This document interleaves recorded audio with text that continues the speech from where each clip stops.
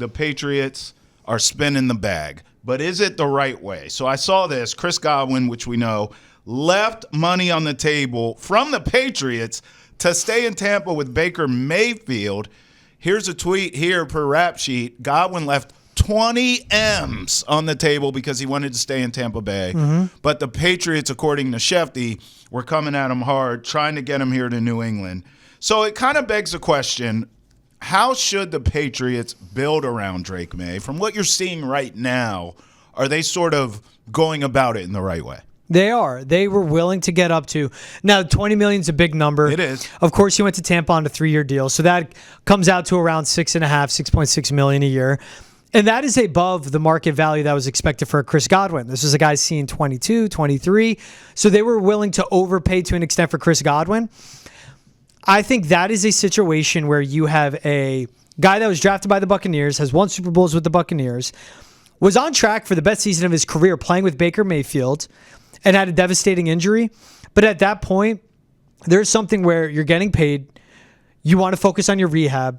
You want to focus on continuity instead of learning a new playbook, new setting, new everything.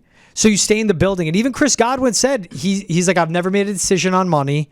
For him, he said it was about loving who I play with, who I play for, where I play, coaches, ownership. That's a guy that's a vet and has been to the top. And with all of it, too, and I think this is the reality that Patriots fans have to be reminded of. They don't want to come here, even when we're overpaying.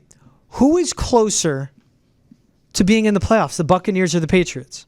Buccaneers. That's it, too. They can win that division. Where he's like, okay, yes, I could get $6 million more a year. That's a lot of money, especially for a guy like Chris Godwin. This is his last time cashing Coming out. off an injury, bro.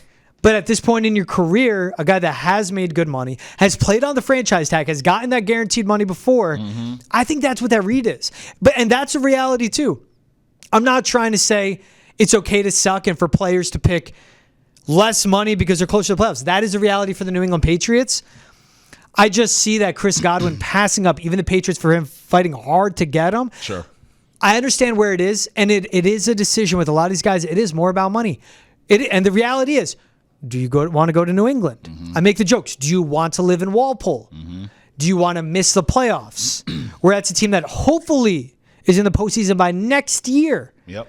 Or with the guy Baker Mayfield, Mike Evans, Chris Godwin. Continuity stays in Tampa's playbook, no matter how many OCs they lose to go there. So I get the Chris Godwin side. For the Patriots side, that's what you want, though. They were willing to give him $6 million more a year.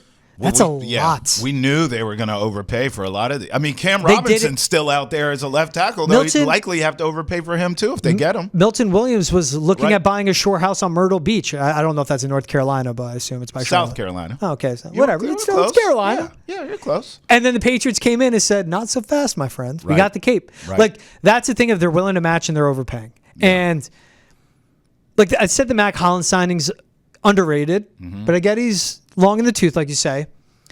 Okay, they couldn't get Chris Godwin for $296 million this year. Right. What if they get a combination of a Brandon Cooks and a Cooper Kupp for around $20 million? Sure.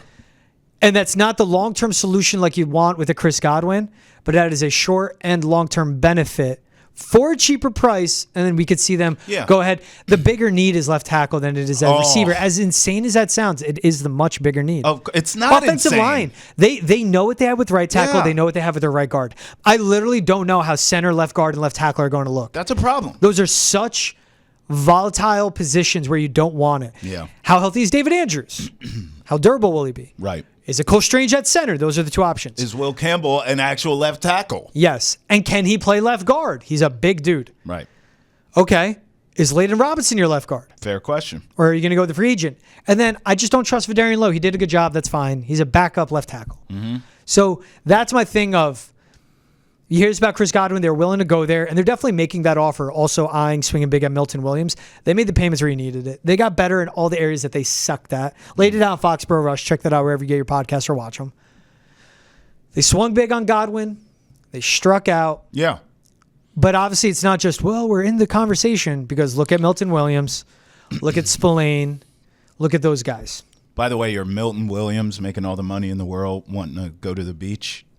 North Carolina beaches are the Outer Banks, just for your reference. Myrtle Beach is South Carolina. Myrtle Beach is South Carolina. Now that and by I the know. way, Outer Banks in North Carolina, Never beautiful been. beaches. Yep. I've been to all three. OBX. Okay, let's get a little insight here. I've been to OBX, good call, Myrtle Beach, Okay. and the Cape. It's not even close to Cape Winds. Boom. Cape's great. Cape wins. One way in, one way out. Not I don't even jive close. with. Brother. Not even close. The Vineyard, I haven't been there yet. Nantucket. Haven't been there yet. That's the thing, too. If you're Milton Williams, you're making 104 mil. Oh, he could do them all. You go to Nantucket, but I mean, let's be real. These people are in a different world than us. I don't know. He calls Robert Kraft. Hey, Robbie, RKK. You got a buddy with a house on the Tuck on AC? And RKK will be like, yeah, give me a second. You know, it's free of charge. He's out there. Man, Come on. That's the life. I'd rather be in. Yeah. Yeah. Well, all right, let's say this. So we talked about Godwin just to kind of get into this big picture. Yeah. One thing's for sure that I do like that the Patriots are doing as it pertains to building around Drake Maye, and even on the defense, which is building around Drake Maye too, it's veteran players. I mean, I just think like we already knew how young this team was last season, and that was part of the growing pains.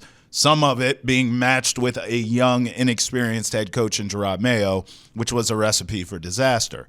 But now you bring in a Mike Vrabel, who's a veteran head coach. He's been around the block. He's been hired. He's been fired. He knows kind of how it all works. And then you take this young team and you start infusing these veteran players like they're doing now, both on offense and on defense. And I think it's a fine line. You got to be careful. You don't want to get old, right? Yeah. Literally. You don't want to bring in too many old guys.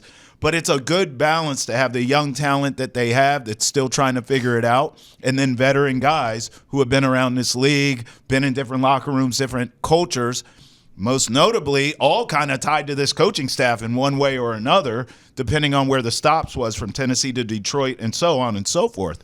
So I think just in that schematically, that strategy, bringing in veteran players, whether you overpay or they get a move on the cheap like a Mac Hollins, which I don't love that move, but I at least get it, right? That's a veteran, big body guy. We've talked about this. Yeah. So I like what they're doing.